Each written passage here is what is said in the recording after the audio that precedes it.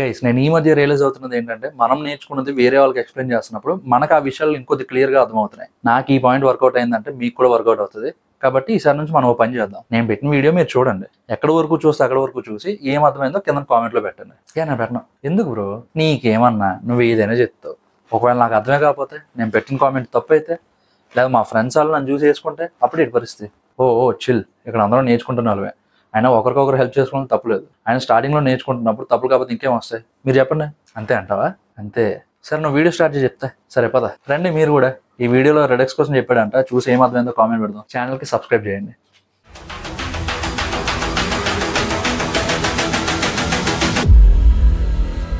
So guys, ఈ video main goal ఏంటి అంటే మీకు రెడెక్స్ వాడడం, రిడాక్స్ ఇంటిగ్రేట్ చేయడం మన రియాక్ట్ అప్లికేషన్స్లో ఈజీగా తెలిసిపోవాలి అండ్ ఈజీగా ఇంటిగ్రేట్ చేయగలగాలి. ఓకే, సో ఆ ప్రాసెస్ ఏంటి, ఎక్కడ వాడతాం, ఎందుకు వాడతాం, ఇదంతా ఇప్పుడు ఈ వీడియోలో చూద్దాం. అండ్ సో ఫస్ట్ మనం చేయాల్సింది ఏంటి అంటే, మనం ఏ ఫోల్డర్లో అయితే ప్రాజెక్ట్ ఇనిషియేట్ చేద్దాం అనుకుంటున్నామో ఆ ఫోల్డర్లోకి వెళ్ళి అక్కడ VS కోడ్ ఓపెన్ చేస్తే ఇలా వస్తుంది. ఇలా వచ్చాక కోపైలట్ అంతా క్లోజ్ చేసండి.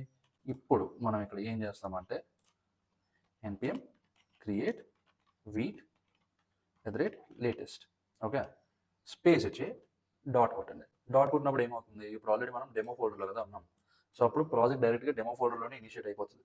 లేదంటే డెమో ఫోల్డర్ లోపల మళ్ళీ ఇంకొక కొత్త ఫోల్డర్ క్రియేట్ అయ్యి దాని లోపలికి వెళ్ళాలి మనం. ఓకేనా? కాబట్టి ఇప్పుడు ఇలా ఎంటర్ కొడితే కొద్దిసేపు తీసుకుంటుంది అది, ఎందుకంటే కొద్దిగా ఫస్ట్ డీటెయిల్స్ అడిగితే ప్యాకేజ్ నేమ్ అదే.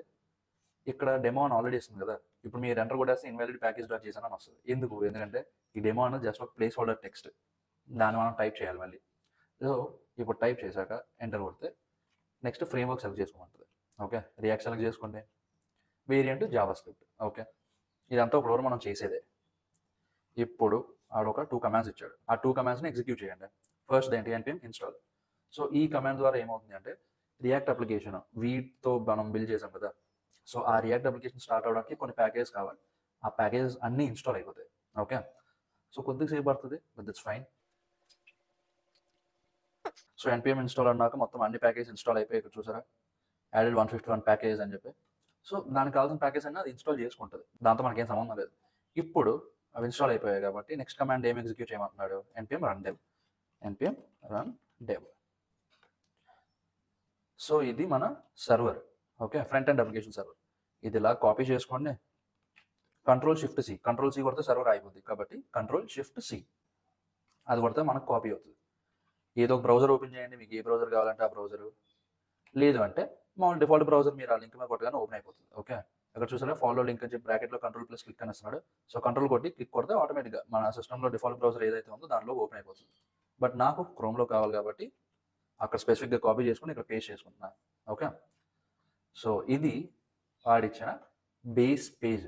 ఓకే, అంటే ఇప్పుడు మీరు క్రియేట్ చేసినా, నేను క్రియేట్ చేసిన, ఎవరు క్రియేట్ చేసినా సరే వాడికి ఫస్ట్ ఇదే వస్తుంది, ఎందుకంటే ఇది వీటి తలక డిఫాల్ట్ పేజ్. సో ఇప్పుడు మనం మన సైడ్ బార్లో చూస్తే సోర్స్ ఉంది, సోర్స్ లోపల ఏమేమి ఉన్నాయి, app.css ఉంది, app.jsx ఉంది, index.css ఉంది, main.jsx ఉంది.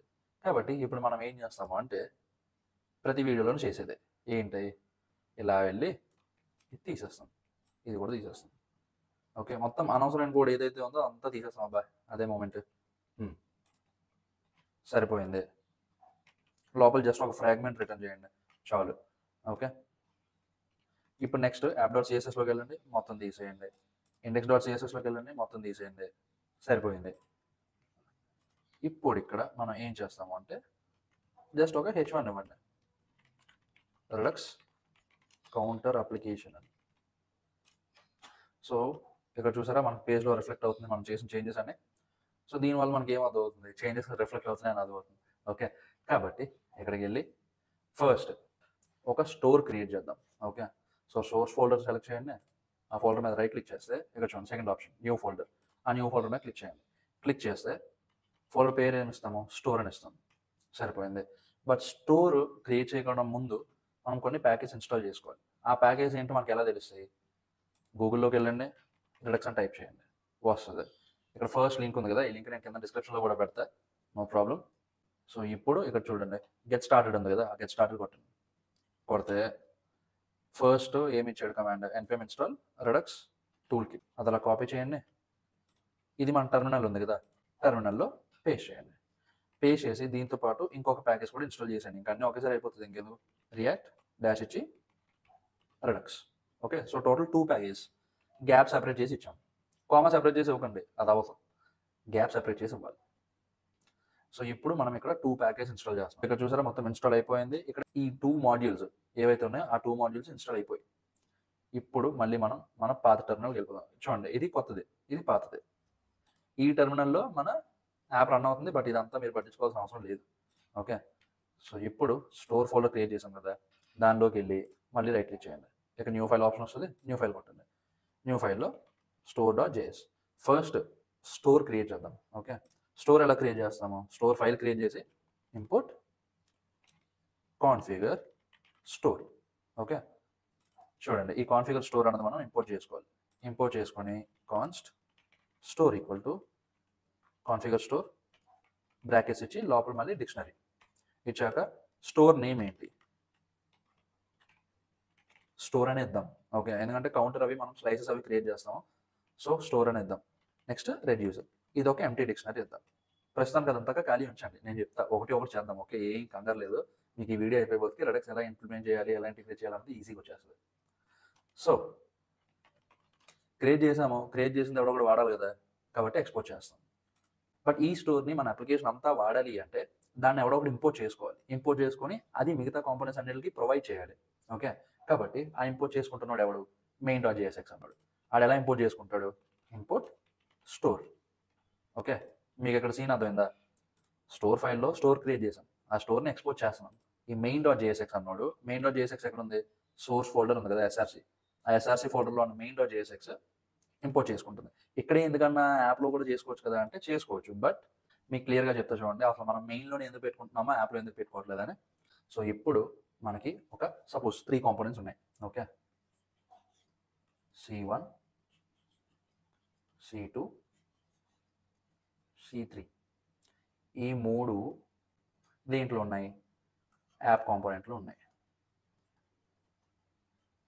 ఓకే, ఈ యాప్ కాంపోనెంట్ దేంట్లో ఉంది? main.jsxలో ఉంది, అంతే కదా. ఇక్కడ చూడండి, main.jsxలో యాప్ వాడుతున్నాం, యాప్లో మిగతా కాంపోనెంట్స్ అన్నీ వాడుతున్నాం. కాబట్టి సరిపోయిందా? మిగతా కాంపోనెంట్స్ అన్ని యాప్ కాంపోనెంట్లు ఉన్నాయి, యాప్ కాంపోనెంట్ main.jsxలో ఉంది. ఇప్పుడు ఫ్యూచర్లో మనం బిల్డ్ చేస్తున్నప్పుడు కొన్ని కాంపోనెంట్స్ లేకపోతే కొంత కోడ్ మనం ఈ యాప్ కాంపోనెంట్లోనే కాకుండా ఈ main.jsxలో కూడా యాడ్ చేయాలి. ఓకే, కాబట్టి అప్పుడు ఏమవుతుంది? మనం ఓన్లీ యాప్.jsxలో వాడేమనుకోండి ఆ స్టోర్ని, మరి ఇక్కడ కొత్తగా రాసిన కోడ్కి యాక్సెస్ ఉంటుంది కదా. కాబట్టి మనం ఇక్కడ ఏం చేస్తున్నాము? డైరెక్ట్గా అన్నిటికన్నా పెద్ద ఎవడు? main.jsx. కాబట్టి ఈ పెద్ద మనిషికి ఇచ్చేస్తాం. ఓకే, బాబు అదే స్టోర్ ఉంది, అది నువ్వు ఇంపోర్ట్ చేసుకో, మీ కాంపోనెంట్స్ అన్నిటికీ నువ్వు ప్రొవైడ్ చేసుకో. సో అలా చెప్పాక వీడు ఏం చేస్తాడంటే ఇంపోర్ట్ ప్రొవైడర్ అని చెప్పి ఉంటుంది. ఓకే, సో ఈ ప్రొవైడర్ తాలూకా పని ఏంటి అంటే మిగతా కాంపోనెంట్స్ ఉంటాయి కదా main.jsxలో, ఆ మిగతా కాంపోనెంట్స్ అన్నిటికీ ప్రొవైడ్ చేయడమే. సో ఇందాక ఇప్పుడు ఏం చెప్పాను? main.jsx అన్నిటికన్నా పెద్ద. main.jsx లోపల ఏముంది? యాప్ కాంపోనెంట్ ఉంది. ఓకే, సో ఇప్పుడు ఆ ప్రొవైడర్ ద్వారా ఇప్పుడు ఈ యాప్ కాంపోనెంట్కి ఆ స్టోర్ని ఇస్తాడు. నెక్స్ట్ ఇప్పుడు ఇంకొక కొత్త కోడ్ యాడ్ చేసాం అనుకోండి యాప్ కాంపోనెంట్కి ప్యారలల్గా, అంటే ఇది ఇంకోటి వేసుకోండి కోడ్, దీనికి కూడా స్టోర్ని ఇస్తాడు. ఓకే, అదే ఇప్పుడు మనం యాప్ కాంపోనెంట్లోనే మనం ఓన్లీ ఈ ప్రొవైడర్ అది వాడామనుకోండి, అది ఓన్లీ C1 C2 C3 లేకపోతే ఫ్యూచర్లో ఇంకోటి ఏమైనా కాంపోనెంట్స్ వస్తే వాటికి ప్రొవైడ్ చేస్తుంది, బాగుంది. బట్ ఈ కాంపోనెంట్కి వెళ్దాం. ఓకే, కాబట్టి అన్నిటికన్నా హైయెస్ట్ లెవెల్ ఇది main.jsx, దాంట్లో ఇంపోర్ట్ చేసుకోండి. స్టోర్ ప్రొవైడ్ చేస్తాము, బాగుంది. అసలు స్టోర్ అంటే ఏంటన్నా, అసలు స్టోర్ అసలు ఎందుకు క్రియేట్ చేసావు అంటే, ఇప్పుడు సపోజ్ మనకి ఇక్కడ 2 కాంపోనెంట్స్ ఉన్నాయి. Okay, C1 C2. ఓకే, C1లో ఏ ఉంది, బి ఉంది, ఈ రెండు ఏంటి? స్టేట్స్. C2లో ఈ ఉంది, ఎఫ్ ఉంది, ఈ రెండు కూడా స్టేట్స్. ఓకే, సో ఒకవేళ ఫ్యూచర్లో ఎప్పుడైనా C1కి ఈ వాల్యూ కావాలనుకోండి, అప్పుడు అది ఏం చేయాలి? C2 నుంచి C1కి ఈ పంపించాలి. ఓకే, అదే C2కి బి వాల్యూ కావాలనుకోండి, C1 నుంచి ఆ బి వాల్యూ పంపించాలి. ఓకే, ఇప్పుడు ఇంకో కాంపోనెంట్ వస్తుంది. ఓకే, C3 నాకు ఇలా కాదు, నాకు ఏ వాల్యూ కావాలి, ఎఫ్ వాల్యూ కావాలి అన్నాడు అనుకోండి, ఇప్పుడు ఈ పెద్ద మనిషికి C2 నుంచి ఎఫ్ వాల్యూ పంపిస్తాం. C1 నుంచి ఏ వాల్యూ పంపిస్తాం. ఇక్కడ చూడండి ఎన్ని కమ్యూనికేషన్స్ అవుతున్నాయో. C1 నుంచి C2కి అవుతుంది, C2 నుంచి C1కి అవుతుంది, మళ్ళీ C1 నుంచి C3కి, C2 నుంచి C3కి. ఓకే. ఇప్పుడు ఈడి దగ్గర ఇంకో వేరియబుల్ ఉందనుకోండి G అని. ఆ G వాల్యూ C1కి కావాలంటే మళ్ళీ ఇక్కడ నుంచి ఇక్కడికి G పంపించాలి. ఇక్కడ ఎంత ఏమవుతుంది? టైం వేస్ట్ అవుతుంది. అంతే. ఇంక అంతకుమించి ఏం అవ్వట్లేదు. కాబట్టి ఇక్కడ ఏం చేస్తామంటే సేమ్ ముందున్నట్టే 2 కాంపోనెంట్స్ ఉంటాయి. C1, C2. కాకపోతే ఇప్పుడు ఏం చేస్తాము? ఈడు వేరియబుల్స్ అన్ని ఎక్కడ దాస్తారు అంటే ఒక సెంట్రలైజ్డ్ ప్లేస్. ఓకే. ఇప్పుడు సపోజ్ ఇది ఉంది. మనం మన కోడ్ అంతా గిట్ హబ్లో దాస్తాం కదా, అలాగే ఇవి కాంపోనెంట్స్ అన్ని వాటి స్టేట్స్ ఒక స్టోర్ అన్న ఫైల్లో దాస్తాయి. ఓకే. ఇది స్టోర్. ఓకే. C1 కంటూ ఒక స్పెసిఫిక్ స్లైస్ ఉంటుంది, C2 కంటూ ఒక స్పెసిఫిక్ స్లైస్ ఉంటుంది. ఓకే. ఇది C1 స్లైస్, ఇది C2 స్లైస్. ఓకే. ఇప్పుడు ఈ 2 స్లైస్లకి స్టోర్కి యాక్సెస్ ఉంటుంది. ఓకే. సో ఇప్పుడు C2కి C1 వాల్యూస్ ఏవి? ఏ, బి. C2 వాల్యూ ఏది? ఈ, ఎఫ్ కదా.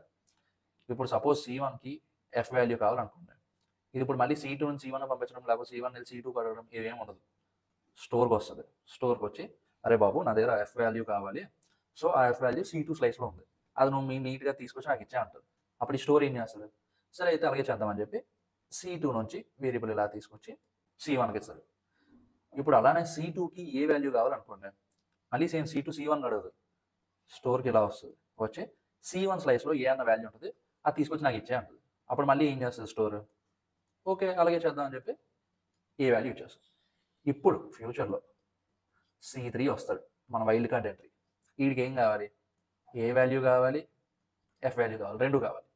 అప్పుడు ఏం చేస్తాడంటే డైరెక్ట్గా స్టోర్కి వెళ్తాడు. వెళ్ళి ఇక్కడ ఏం అడుగుతాడో మీరు గెస్ట్ చేయండి. ఏం అడుగుతాడు అంటే C1 లోపల ఏ వాల్యూ ఉంది, C2 లోపల ఎఫ్ వాల్యూ ఉంది, నువ్వు ఈ రెండు తీసుకొచ్చి నాకు ఇచ్చాయంటే స్టోర్ తీసుకెళ్ళి ఇచ్చేస్తుంది. సో అక్కడ ఏమవుతుంది? కమ్యూనికేషన్ ఈజీ అవుతుంది. సో ఈ స్టోర్ అన్నది ఒక సెంట్రలైజ్డ్ ప్లేస్ అనమాట. ఓకే. ఇప్పుడు ఓన్లీ C1, C2, C3 ఇదే కాదు, C4, C5 ఏది వచ్చినా సరే స్టోర్ అన్న ఒక సెంట్రలైజ్డ్ ఫైల్ ఉంటుంది. ప్రతి కాంపోనెంట్కి దాని షేర్ ఉంటుంది. ఓకే. 1 ఇది దీని షేర్. ఇప్పుడు మనకి బెంచ్ మీద ప్లేస్లు ఉంటాయి కదా, ఈ కార్నర్ నాది, మిడిల్లో నాది, ఆ కార్నర్ నాది. సేమ్ అలానే స్టోర్లో కూడా షేర్స్ ఉంటాయి. ఆ షేర్స్ మనం ఏమంటాము? స్లైసెస్. ఓకే. ప్రతి షేర్ని ఒక స్లైస్ అంటాం. సో ఇక్కడ మనం ఎన్ని కాంపోనెంట్స్ చేసాం? 5 స్లైస్. ఈ స్లైస్ ఏది? C1ది. ఈ స్లైస్ ఏది? C2ది. ఓకే. మీకు అర్థమవుతుంది అనుకుంటున్నాను నేను చెప్పేది. ఒకవేళ అర్థం అవుతుంది కింద కామెంట్లో పెట్టండి. లేకపోతే ఇంకా డౌట్ ఉంది, ఏదైనా కొద్దిగా డౌట్స్ క్లారిఫై చేసుకోవాలనుకుంటే మన ఇన్స్టాకి వచ్చేయండి, తెలిసిందే. నేను అక్కడ మీకు డౌట్స్ క్లియర్ చేస్తాను, ప్రాబ్లం లేదు. ఇది C4 కాంపోనెంట్ది, ఇది C4 స్లైస్ది. ఇది C5 కాంపోనెంట్, ఇది C5 స్లైస్. ఓకే. సో దీనికి సంబంధించిన వాల్యూస్ అన్ని దీంట్లో ఉంటాయి, దీనికి సంబంధించిన వాల్యూస్ అన్ని దీంట్లో ఉంటాయి, దీనికి సంబంధించిన వాల్యూస్ అన్ని దీంట్లో, దీనికి సంబంధించిన వాల్యూస్ అన్ని దీంట్లో. బాగానే వచ్చింది గీత. ఆ C5 కాంపోనెంట్ తాలూకా వేరియబుల్స్, స్టేట్స్ ఇవన్నీ కూడా ఈ స్లైస్ C5లో ఉంటాయి. ఓకే. స్టోర్ క్రియేట్ చేస్తాము, ఇదిగోండి ఇదంతా store.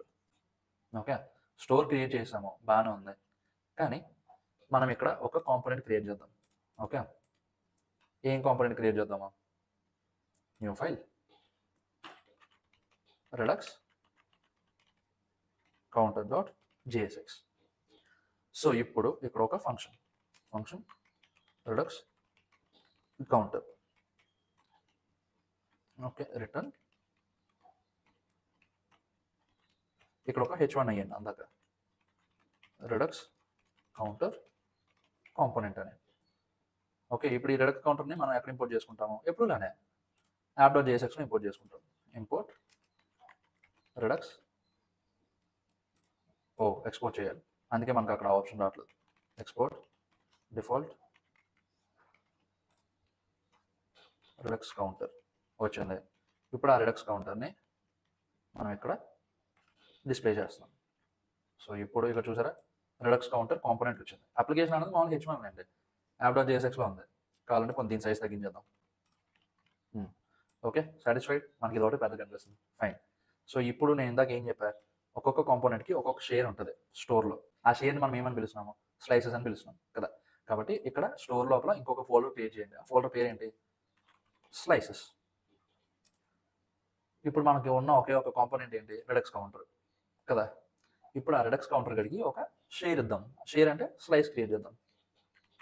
Redux counter slice dot JS. JS file ఇది, జేఎస్ఎక్స్ కాదు. జేఎస్ఎక్స్ ఎప్పుడు వాడతాము, మన రియాక్ట్ కాంపోనెంట్స్ బిల్డ్ చేయడానికి. కానీ ఇక్కడ షేర్ కదా, స్లైస్ కదా ఇది, దీని లోపల ఓన్లీ ఫంక్షనాలిటీ ఉంటుంది కాబట్టి జేఎస్ పెడదాం. ఇందాక మనం స్టోర్ క్రియేట్ చేయడానికి కాన్ఫిగర్ స్టోర్ అనేది వాడాం. స్లైస్ క్రియేట్ చేయడానికి ఏం వాడతాము అంటే ఇంపోర్ట్ క్రియేట్ స్లైస్. ఓకే, ఇప్పుడు ఇక్కడ కాన్స్ట్ రెడక్స్ కౌంటర్ స్లైస్. అక్కడ చూడండి, నాకు ఆల్రెడీ అక్కడ రికమెండేషన్ ఇచ్చేస్తుంది, క్రియేట్ స్లైస్. మళ్ళీ సేమ్ ఇందాకలానే ఫస్ట్ ఒక బ్రాకెట్స్ ఇస్తాము, బ్రాకెట్స్ లోపల మళ్ళీ ఒక సెట్ ఆఫ్ ఫ్లవర్ బ్రాకెట్స్ ఇస్తాము. ఇచ్చాక ఇప్పుడు ఈ స్లైస్ నేమ్ ఏంటి, నేమ్ రెడక్స్ కౌంటర్. ఓకే, ప్రతి స్లైస్కి అంటే చూడండి, ఇప్పుడు వరకు మీకు ఇక్కడ స్టోర్ కోసం అర్థమైంది కదా. ఇప్పుడు స్లైస్ కోసం చెప్తా చూడండి. ప్రతి స్లైస్లోని 3 పార్ట్స్ ఉంటాయి. ఓకే, ఒకటి నేమ్, ఆ స్లైస్ నేమ్. రెండోది initial state. Okay, initial state ఏంటి అంటే బై డిఫాల్ట్ ఈ స్లైస్ తాలూకా ఇనీషియల్ వాల్యూ ఏంటి. Okay, next reducer. రెడ్యూసర్ అంటే ఏం లేదు, జస్ట్ ఫంక్షన్స్ అంతే. సింపుల్గా మీరు అలా గుర్తుపెట్టుకోండి. ఓకే, మనం ఇప్పుడు అర్థం అవ్వాలని చెప్పి పెద్ద పెద్ద టర్మినాలజీ వాడిసినా సరే అది మనకు అర్థం అవ్వదు. అర్థం కానీ ఎంత కాంప్లెక్స్ టర్మినాలజీ వాడితే ఏం లాభం, అక్కర్లేదు కదా. కాబట్టి సింపుల్గా అర్థం చేసుకుందాం మనం. సో నేమ్ సరిపోయింది. ఇనీషియల్ స్టేట్ ఏం చెప్పాను, ఈ స్లైస్ తాలూకా ఇనీషియల్ వాల్యూ ఏంటో ఈ ఇనీషియల్ స్టేట్లో ఉంటుందని చెప్పాను. పేరు చూసుకోండి, కరెక్ట్గా ఉండాలి. ఓకే, ఐ స్మాల్ లెటర్ ఉంది, ఎస్ క్యాపిటల్ లెటర్ ఉంది. సో ఇప్పుడు ఇక్కడ ఏం జరుగుతుంది, మనం ఇక్కడ చెప్తున్నాం ఈ రెడక్స్ కౌంటర్ స్లైస్లో కౌంట్ తాలూకా వేరియబుల్ ఇనీషియల్ వాల్యూ 0 అని. ఓకే, నెక్స్ట్ ఏముంటుందని చెప్పా, రెడ్యూసర్స్ ఉంటాయని చెప్పారు. రెడ్యూసర్స్ లిస్ట్ ఆఫ్ ఫంక్షన్స్ ఉంటాయి. ఓకే, కాబట్టి మళ్ళీ ఇక్కడ ఫ్లవర్ బ్రాకెట్స్ ఇవ్వండి. ఇచ్చాక మనకి ఏం కావాలి, ప్లస్ కొడితే నెంబర్ పైకి వెళ్ళాలి, మైనస్ కొడితే నెంబర్ మైనస్ అవ్వాలి, రీసెట్ కొడితే మొత్తం వాల్యూ 0 అయిపోవాలి కదా. కాబట్టి 3 ఫంక్షన్స్ క్రియేట్ చేద్దాం. ఒక ఫంక్షన్ ఇంక్రిమెంట్, ఇది ఒక ఫంక్షన్. నెక్స్ట్ ఫంక్షన్ ఏంటి, డిక్రిమెంట్, ఇది ఒక ఫంక్షన్. లాస్ట్ ఫంక్షన్ ఏంటి, రీసెట్. ఓకే, సో ఇప్పుడు మనం ఇక్కడ ఏం చేస్తున్నాం అంటే ఇప్పుడు క్రియేట్ చేసిన మొత్తం ఈ 3 ఫంక్షన్స్ని ఎక్స్పోర్ట్ చేస్తున్నాం. Export const increment decrement reset equal to Redux counter slice dot actions. Okay, ఈ యాక్షన్స్ ఏంటో కూడా నేను చెప్తా, మెల్లగా వెళ్దాం. ఓకే, లాస్ట్లో ఇంకొక ఎక్స్పోర్ట్ చేస్తున్నాం. ఏం చేస్తున్నాము, Redux counter slice dot reducer. Reducer అంటే మొత్తం ఈ 3 వెళ్ళిపోతాయి. ఓకే, సరిపోయింది. బట్ ఇప్పుడు ఇక్కడ మనకి ఏమేమి తెలిసింది, నేమ్ అంటే ఏంటో తెలిసింది, ఇనిషియల్ స్టేట్ అంటే ఏంటో తెలిసింది, ఫంక్షన్స్ అంటే ఏంటో తెలిసింది అంతే. కానీ ఫంక్షన్స్ ఏంటో క్లియర్గా తెలియలేదు కదా. కాబట్టి ఒక్కొక్క ఫంక్షన్, ఇప్పుడు సపోజ్ ఓన్లీ రెడ్యూసర్ కోసం చూద్దాం. Okay, reducers. ఇప్పుడు ఈ సపోజ్ ఇంక్రిమెంట్ ఉంది. ఇంక్రిమెంట్ మనం ఇక్కడ ఏం రాసామా, ఫంక్షన్ పేరు ఇచ్చామా, ఎంప్టీ బ్రాకెట్స్ ఇచ్చామా, యారో ఫంక్షన్ ఇచ్చాము కదా. ఎంప్టీ బ్రాకెట్స్ ఫ్లవర్ బ్రాకెట్స్ సరిపోయింది. ఇప్పుడు ప్రతి ఫంక్షన్ 2 వేరియబుల్స్ని తీసుకుంటుంది. ఒకటి స్టేట్, రెండోది యాక్షన్. ఓకే, యాక్షన్ సంగతి అందాక పక్కన వచ్చింది. ఫస్ట్ స్టేట్ ఏంటో చూద్దాం. ఓకే, ప్రతి స్లైస్లోని ఇనిషియల్ స్టేట్ ఉంటుంది కదా. ఇప్పుడు ఈ స్టేట్, ఈ ఫంక్షన్ ఎప్పుడైతే కాల్ చేస్తున్నామో ఈ స్టేట్ వేరియబుల్లోకి ఇనిషియల్ స్టేట్ వచ్చి దూరుతుంది. ఓకే, ఇప్పుడు ప్రస్తుతానికి మన ఇనిషియల్ స్టేట్ ఏంటి, కౌంట్ 0 కదా. మనం ఫస్ట్ టైం ఈ వాల్యూ పిలిచినప్పుడు ఇది వస్తుంది. మనం లోపల ఫంక్షనాలిటీ రాశాక అప్పుడు ఏమవుతుంది, ఈ స్టేట్ లోపల ఏముంది, వాల్యూ కౌంట్ ఉంది. కౌంట్ తాలూకు ఇనిషియల్ వాల్యూ అంటే 0 కాబట్టి ఆ 0 కాస్త 1 అవుతుంది. ఓకే, ఇప్పుడు ఇనిషియల్ స్టేట్ ఏంటి, ఇది count. Okay, initial state value ఇది. నెక్స్ట్ మళ్ళీ ఇంకొకసారి పిలిచామనుకోండి, ఇంకొకసారి పెరుగుతుంది కదా. అప్పుడు దాని వాల్యూ ఏంటి, కౌంట్ 2. అప్పుడు దీని వాల్యూ ఇలా వచ్చి ఇక్కడికి వెళ్తుంది, ఇంక ఇది పోతుంది. నెక్స్ట్ థర్డ్ టైం పిలుస్తాం కదా. థర్డ్ టైం కదా, ఫస్ట్ టైం పిలిచినా సెకండ్ టైం పిలిచినా ఏదైనా సరే పిలిచిన టైంకి ఇనిషియల్ వాల్యూ లోపల ఏ వాల్యూ ఉంటే దానికి ప్లస్ అవుతుంది. ఓకే, ఫస్ట్ ఇది పెడదాం. ఏమేమి ఎక్స్పెక్ట్ చేస్తుంది, స్టేట్, యాక్షన్. ఓకే, ఫంక్షన్ లోపల రాయండి state dot count plus equal to 1. Okay, same అదే విధంగా డిక్రిమెంట్కి రీసెట్కి చూడండి, మీకు లాజిక్ అర్థమైపోతుంది. ఇంక్రిమెంట్ చేస్తున్నప్పుడు ఈ ఫంక్షన్ పిలిచిన టైంకి కౌంట్ వాల్యూ ఎంత ఉందో దానికి ఒకటి కలపమంటున్నాం. ఓకే, డిక్రిమెంట్లో ఏం చేస్తున్నాము, ఈ ఫంక్షన్ పిలిచిన టైంకి స్టేట్ అంటే ఇది initial state. Okay, state dot count అంటే ఇది ఈ ఫంక్షన్ పిలిచిన టైంకి ఈ కౌంట్ వాల్యూ ఎంతో దాని నుంచి ఒకటి తీసేయమంటున్నాం. రీసెట్ పిలిచినప్పుడు అసలు ఏ గొడవ లేదు, దీని లోపల మైనస్ వాల్యూ ఉన్నా ప్లస్ వాల్యూ ఉన్నా ఏదైనా సరే నాకు సంబంధం లేదు, మొత్తానికి 0 చేసేయని చెప్పి మనం చెప్తాం. Okay, state dot count equal to 0. So ఈ మూడు ఫంక్షన్స్. ఓకే, ఈ 3 ఫంక్షన్స్ కోసం మీకు అర్థమైంది అనుకుంటున్నా. నెక్స్ట్ యాక్షన్స్ ఏంటి అంటే, ఇప్పుడు ఈ ఫంక్షన్ ఉంది కదా, 3 ఫంక్షన్స్ ఉన్నాయి. ప్రతి ఫంక్షన్కి రెడ్యూసర్లో మనం పెట్టే ప్రతి ఫంక్షన్కి ఒక యాక్షన్ అన్నది ఆటోమేటిక్గా క్రియేట్ అయిపోతుంది, అదంతా రెడక్స్ చూసుకుంటుంది. ఓకే, ఇప్పుడు మనం ఇక్కడ ఆ యాక్షన్స్నే ఎక్స్పోర్ట్ చేస్తున్నాం. ఫైన్. సో ఇక్కడ స్లైస్ ఉంది, స్లైస్ని ఎవడు ఇంపోర్ట్ చేసుకుంటాడు, స్టోర్ ఇంపోర్ట్ చేసుకుంటాడు. ఓకే, ఎందుకంటే మనం ఆల్రెడీ ఇంత చూసాం కదా, స్టోర్ లోపలే అన్ని స్లైసెస్ ఉంటాయి. ఫైన్, కాబట్టి ఇక్కడికి రండి, ఇంపోర్ట్. చూసారా, రెడక్స్ కౌంటర్ రెడ్యూసర్ వచ్చింది. ఇప్పుడు ఇక్కడ చూడండి, మనం ఆల్రెడీ ఫస్ట్లో రెడ్యూసర్ పెట్టాం, స్టోర్ క్రియేట్ చేస్తాం. ఆ రెడ్యూసర్ లోపల ఇది పెడతాం. ఏం పెడుతున్నాము, నా స్లైస్ పేరు Redux counter. Okay, original value ఏంటి, రెడక్స్ కౌంటర్ రెడ్యూసర్. సరిపోయింది. ఇప్పుడు మనం దీన్ని ఎలా వాడతామంటే, రెడక్స్ కౌంటర్లోకి వెళ్ళండి. రెడక్స్ కౌంటర్ లోపల మనం కరెక్ట్గా 2 ఇంపోర్ట్ చేసుకోవాలి. ఓకే, ఏంటి ఆ 2? Import use selector 1, next use dispatch 2. దీని తర్వాత మళ్ళీ మనం ఏం చేస్తామంటే, ఇంపోర్ట్ మనకి ఇక్కడ ఏమేమి ఫంక్షన్స్ ఉన్నాయి స్లైస్లో, ఇంక్రిమెంట్ ఉంది, డిక్రిమెంట్ ఉంది, రీసెట్ ఉంది కదా. కాబట్టి ఏది import increment decrement reset 3 functions ఉన్నాయి, సరిపోయింది. మనకి ఇనీషియల్గా ఏ వాల్యూ కావాలి, ఈ వాల్యూ ఏంటనో చూపించాలి కదా. కాబట్టి అది మనం ఎలా చూపిస్తామంటే, const value equal to use selector state arrow function state dot, చూడండి కేసింగ్ అంతా కరెక్ట్గా ఉండాలి, రెడక్స్ కౌంటర్ డాట్ కౌంట్. ఈ రెడక్స్ కౌంటర్ ఎక్కడ ఉంది మనకి, ఇక్కడ. ఓకే, దాన్ని మనం ఇక్కడ వాల్యూ ఇక్కడ చూసారా 0 వచ్చింది, కాకపోతే కొద్దిగా పెద్ద చేద్దాం, దాని ఏది ఇదేం అనట్లేదు. h1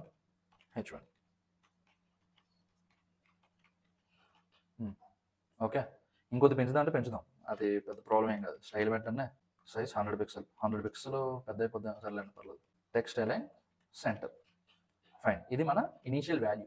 ఇప్పుడు సపోజ్ దీని ఇనీషియల్ వాల్యూ 5కి మార్చాను అనుకోండి, ఇక్కడ చూసారా మనం ఏం చేయలేదు, ఇనీషియల్ వాల్యూ 5 వచ్చింది. ఓకే, ఎందుకు అవుతుంది అంటే, ఇది మన కాంపోనెంట్. ఓకే, ఈడెళ్ళి స్టోర్ని పిలుస్తున్నాడు. Okay, state dot Redux counter dot count, చూసారా డాట్ కౌంట్. ఓకే, దీనికి మనం ఈ యూ సెలెక్టర్ అన్నది వాడతాం. యూ సెలెక్టర్ అన్నది ఎప్పుడు వాడతాం అంటే, వాల్యూ కావాలి అనుకున్నప్పుడు. ఇప్పుడు ఇందాక ఈ కేసులో ఏంటి అంటే, C1 యూ సెలెక్టర్ వాడి చెప్తుంది, అరే బాబు C2లో నాకు ఈ ఎఫ్ అన్న వాల్యూ ఉంది, అది ఇచ్చాను. అప్పుడు ఏం చేస్తుంది, స్టోర్ నీట్గా తీసుకెళ్ళి ఇటు చేతిలో పెడుతుంది ఆ ఎఫ్ వాల్యూ. ఓకే, దానికి మనం యూ సెలెక్టర్ అన్నది వాడతాం. ఇదంతా బాగానే ఉందన్న, ఆల్రెడీ ఒక 2 ఉంది కదా యూస్ డిస్పాచ్, అది దేనికి వాడతాము అంటే, ఇప్పుడు మనకి ఇక్కడ 3 ఫంక్షన్స్ ఉన్నాయి. ఓకే, మనం జనరల్గా ఫంక్షన్స్ని ఎలా పిలుస్తామో, డైరెక్ట్గా ఇలా ఫంక్షన్ 1 అని చెప్పి ఇలా పెట్టి పిలిచేస్తాం కదా. కానీ అది ఇప్పుడు సేమ్ ఫైల్లో ఉన్నప్పుడు, లేకపోతే వేరే ఫైల్ నుంచి డైరెక్ట్గా ఎక్స్పోర్ట్ చేస్తున్నప్పుడు. బట్ ఇక్కడ ఏం చేస్తున్నాము, రెడక్స్ స్లైస్లో ఉన్న ఫంక్షన్స్ని వాడుతున్నాం. ఓకే, రెడక్స్లోకి వచ్చేపోతే ఈ ఫంక్షన్స్ కాదు, రెడ్యూసర్స్. ఓకే, కొద్ది స్టైల్ పెరుగుతాయి ఈ ఫంక్షన్స్కి, కాబట్టి ఈ ఫంక్షన్ అని పిలవడదు, రెడ్యూసర్స్ అని పిలాలి. బట్ అర్థం చేసుకుంటున్నాం కాబట్టి మనం ఫంక్షన్స్ అనే పిలుద్దాం, that's not a problem. Okay, so ఇప్పుడు ఈ 3 ఫంక్షన్స్ని పిలాలి అంటే ఈ యూజ్ డిస్పాచ్ అనేది కావాలి. ఎలా అంటే, const dispatch equal to use dispatch. Okay, ఇది తీసేయండి. సో ఇక్కడ మనం ఏం చేస్తున్నామంటే, ఈ యూజ్ డిస్పాచ్ రియాక్ట్ రెడక్స్ నుంచి ఇంపోర్ట్ చేసుకుంటున్నాం. ఓకే, ఆ రియాక్ట్ రెడక్స్ నుంచి ఇంపోర్ట్ చేసుకున్నాక ఈ యూజ్ డిస్పాచ్ని డిస్పాచ్ అన్న వేరియబుల్కి అసైన్ చేస్తాం. ఓకే, ఒక ఇన్స్టెన్స్ లాగా. ఇప్పుడు నెక్స్ట్ ఏం చేస్తాము అంటే, ఒక బటన్ క్రియేట్ చేద్దాం. బటన్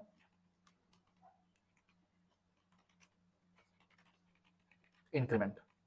అది చూడండి ఆ కోపైలట్ కూడా అలా విసిగిస్తుంటాడు, మీరు అదేం పట్టించుకోకండి. ఓకే, ఆ ఎల్లోలో వచ్చేదంతా కోపైలట్ ఇస్తున్నది. ఇప్పుడు ఇక్కడ చూసారా ఇదంతా, ఇది విఎస్ కోడ్ ఇస్తున్నది. రెండు మనకు అక్కర్లేదు, ప్రస్తుతం నేర్చుకుంటున్నాం కాబట్టి. ఫంక్షన్, ఇక్కడ ఒక ఫంక్షన్ రాద్దాం, ఇంక్రీజ్ వాల్యూ. ఇంక్రీజ్ వాల్యూ లోపల మనం ఏం చేస్తున్నామో డిస్పాచ్. ఏ ఫంక్షన్ మనం పిలాలి? ఇంక్రిమెంట్ కదా. ఆ ఇంక్రిమెంట్ ఆల్రెడీ మనం ఇక్కడ ఇంపోర్ట్ చేసుకున్నాం కాబట్టి ఇక్కడ డైరెక్ట్గా ఇలా పిలిచవచ్చు, ఇంక్రిమెంట్. ఓకే, ఇప్పుడు ఈ ఫంక్షన్ని మనం ఈ బటన్ క్లిక్ చేసినప్పుడల్లా పిలాలి. On click arrow function. So ఇప్పుడు చూసారా ఇంక్రిమెంట్ అన్న బటన్ ఇక్కడ ఉంది, కొడుతున్న కొద్ది వాల్యూ పెరుగుతూ ఉంది. ఓకే, సో ఇప్పుడు ఇక్కడ ఏమవుతుంది నేను మీకు ఎక్స్ప్లెయిన్ చేస్తాను. నేనున్న దేనికి మీకు ఎక్స్ప్లెయిన్ చేయడానికి. యూఐలో ఒక బటన్ ఉంది. ఓకే, ఇది వాల్యూ, ఇది ఒక బటన్. ఈ బటన్ క్లిక్ చేసినప్పుడు ఎక్కడికి వెళ్తుంది? ఇంక్రీజ్ వాల్యూ అనే ఫంక్షన్లోకి వెళ్తుంది కదా. రాద్దాం ఇక్కడ ఇంక్రీజ్ వాల్యూ. ఈ ఫంక్షన్ ఏం పిలుస్తుంది? ఇంక్రిమెంట్ అన్న ఫంక్షన్ పిలుస్తుంది, ఇంక్రిమెంట్. ఓకే, ఈ ఇంక్రిమెంట్ ఫంక్షన్ దేంట్లో ఉంది? ఈ రెడక్స్ కౌంటర్ స్లైస్లో ఉంది కదా. Redux counter slice dot JS. Okay, ఈ ఫైల్లో ఉంది కాబట్టి మనం అది డైరెక్ట్గా పిలిచేయగలమా? లేదు. కాబట్టి మనం ఇక్కడ ఏం చేస్తున్నాము, బ్రాకెట్స్ వేసుకుంటాము. డిస్పాచ్ అనేది ఆల్రెడీ మనం ఏం చేసాము, ఇనిషియేట్ చేసాం కదా, ఆ డిస్పాచ్కి పంపిస్తాం. సో ఇప్పుడు ఇక్కడ ఏమవుతుంది అంటే, ఇప్పుడు ఈ డిస్పాచ్లోకి మనం ఏ ఫంక్షన్ని పిలిస్తే ఆ ఫంక్షన్కి ఆటోమేటిక్గా ఒక కాల్ వెళ్తుంది. ఆ లాజిక్ అంతా రెడక్స్ చూసుకుంటుంది కాబట్టి మనం చూసుకోక్కర్లేదు. మీరు గుర్తుపెట్టుకోవాల్సిందల్లా ఒక కోడ్ని, ఒక ఫంక్షన్ని పిలాలి అంటే డిస్పాచ్ లోపలికి ఆ ఫంక్షన్ పేరు ఇవ్వాలి. ఓకే, ఇప్పుడు సపోజ్ ఫంక్షన్ రీసెట్ వాల్యూ అని ఉంది. ఓకే, ఇక్కడ మనం ఏం చేస్తాము, రీసెట్ ఫంక్షన్ కావాలి మనకి, ఈ రీసెట్ ఫంక్షన్ పిలాలి కాబట్టి రీసెట్.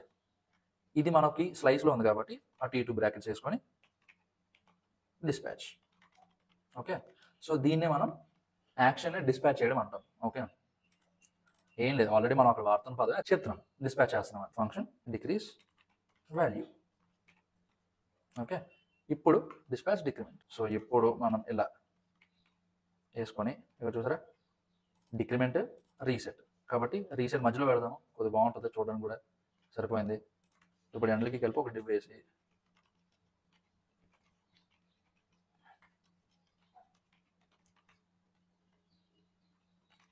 డిస్ప్లే ఫ్లెక్స్ జస్ట్ అంటే సెంటర్. సో మనకి ఇక్కడ చూడండి, జూమ్ చేస్తాను. జూమ్ చేస్తే మనకి ఇక్కడ వాల్యూ ఉంది. ఇనిషియల్ వాల్యూ 5 పెట్టాం కాబట్టి 5 వస్తుంది. ఇప్పుడు దీన్ని ఎలా 0 చేసేద్దాం. Okay, initial value 0. ఇప్పుడు ఇక్కడ డిక్రిమెంట్ చేస్తే చూసారా -1, ఇంక్రిమెంట్ చేస్తే 0, మళ్ళీ డిక్రిమెంట్ చేస్తే -3, మళ్ళీ అలా ఇంక్రిమెంట్ చేస్తే వస్తుంది, పెరుగుతుంది. రీసెట్ చేస్తే 0. ఓకే, మీకు ఇక్కడ అర్థమైందా ఎలా అవుతుంది ఏంటి అన్నది? ఇంకోటి కూడా చేయొచ్చు. ఏం చేయొచ్చు, ఇక్కడ ఒక పర్ఫార్మ్డ్ యాక్షన్ పెడదాం. Okay, by default empty value. Okay, దీని వాల్యూ ఏమి ఇస్తామంటే state dot performed action equal to action dot payload. ఈ పేలోడ్ అంటే ఏంటనంటే నేను చెప్తా, మీరు దేనికి కంగారు పడక్కర్లేదు, నేను ఎక్స్ప్లెయిన్ చేస్తా ఒకటి ఒకటి. సో ఇప్పుడు ఈ పేలోడ్ ఉంది కదా, సేమ్ ఇక్కడ రండి. మనం ఇక్కడ ఈ వాల్యూని ఎలా తెచ్చుకుంటున్నామో కౌంట్ వాల్యూని, యాక్షన్ కూడా తెచ్చుకుందాం. Const action equal to use selector state, state లోపల రెడక్స్ కౌంటర్ లోపల పర్ఫార్మ్డ్ యాక్షన్. ఓకే, ఈ పైకి ఎలా వెళ్ళండి, performed action equal to action. చూసారా ప్రస్తుతానికి ఇది ఖాళీగా ఉంది, దీన్ని కూడా మనం మధ్యలోకి తీసుకొచ్చేద్దాం. Style text line center. Okay, కొద్ది వాల్యూ తగ్గిద్దాము, H3. బాగుంది. ఇప్పుడు మనం ఇక్కడ ఏం చేస్తాము అంటే ఇంక్రిమెంట్తో పాటు డైరెక్ట్గా పేరు ఇచ్చేయండి. మనం ఇక్కడ ఏం చేస్తున్నాము, వాల్యూ ఇంక్రీజ్ చేస్తున్నాం కదా, ఇక్కడ ఏం చేస్తున్నాం, వాల్యూ రీసెట్ చేస్తున్నాం, ఇక్కడ ఏం చేస్తున్నాము, వాల్యూ డిక్రీజ్ చేస్తున్నాం. కాబట్టి ప్రతి ఫంక్షన్కి మనం ఆర్గ్యుమెంట్ పంపిస్తాం కదా, సేమ్ అలానే ఇక్కడ ఇంక్రిమెంట్ ఫంక్షన్కి ఈ ఇంక్రిమెంట్ అన్న ఆ యాక్షన్ టైప్ పంపిద్దాం. పోనీ increased value okay, reset value, decreased value, పోనీ ఇదే పంపిద్దాము. సో ఎప్పుడైతే మనం ఈ ఫంక్షన్ పిలుస్తున్నామో ఈ ఇంక్రిమెంట్ అన్నది డిస్పాచ్ అవుతుంది. ఈ ఇంక్రిమెంట్ ఫంక్షన్ ఎక్కడ ఉంది? ప్రోడక్ట్ స్టోర్లో ఉంది కదా. కాబట్టి మనం ఇందాక వరకు ఏమి వాడాము? ఓన్లీ స్టేట్ వాడాము.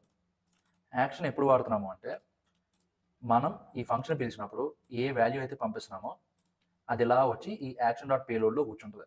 ఓకే, ఫర్ ఎగ్జాంపుల్ ఇక్కడ మనం కన్సోల్ చేస్తున్నాం, ఇక్కడ యాక్షనే కన్సోల్ చేద్దాము. ఇక్కడ చూసారా యాక్షన్ ఇది. ఇందాక ఏం చెప్పాను, మనం ఫంక్షన్ పిలిచినప్పుడు ఏ వాల్యూ అయితే పంపిస్తున్నామో ఆ వాల్యూ ఎక్కడ కూర్చుంటుంది? ఈ యాక్షన్ లోపల పేలోడ్ అన్న కీ ఉంటుంది, ఆ పేలోడ్ లోపల కూర్చుంటుంది. ఓకే, చూసారా ఇంక్రీజ్డ్ వాల్యూ. ఆ వాల్యూని మనం ఏం చేస్తున్నాము? స్టేట్ డాట్ పర్ఫార్మ్డ్ యాక్షన్, ఈ పర్ఫార్మ్డ్ యాక్షన్కి ఈ యాక్షన్ డాట్ పేలోడ్, ఏంటి ఆ పేలోడ్? ఇది అసైన్ చేస్తున్నాం. ఓకే, ప్యారల్గా మనం ఏం చేస్తున్నాము? ఈ వాల్యూని ఇక్కడ తెచ్చుకొని ఈ యాక్షన్ని ఇక్కడ డిస్ప్లే చేస్తున్నాం. ఓకే, ఇప్పుడు ఓవరాల్గా చూద్దాం. పేజ్ రిఫ్రెష్ చేసాము, ఇంకా మనం అసలు ఏ యాక్షన్ పర్ఫామ్ చేయలేదు కాబట్టి ఏం రావట్లేదు. చూసారా పర్ఫార్మ్డ్ యాక్షన్, ఇంక్రీజ్డ్ వాల్యూ, మళ్ళీ మళ్ళీ మళ్ళీ.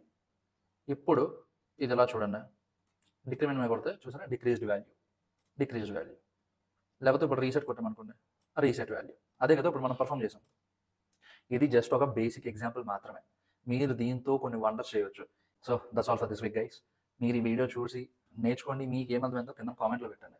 అది మిగతా వాళ్ళకి కూడా హెల్ప్ అవుతుంది, మీకు కూడా అర్థం చేసుకోవడానికి హెల్ప్ అవుతుంది. ఓకే, ఈ వీడియోని మీ ఫ్రెండ్స్కి షేర్ చేయండి, ఈ వీడియోకి సబ్స్క్రైబ్ చేయండి, అండ్ మనం నెక్స్ట్ వీక్ కలుద్దాం.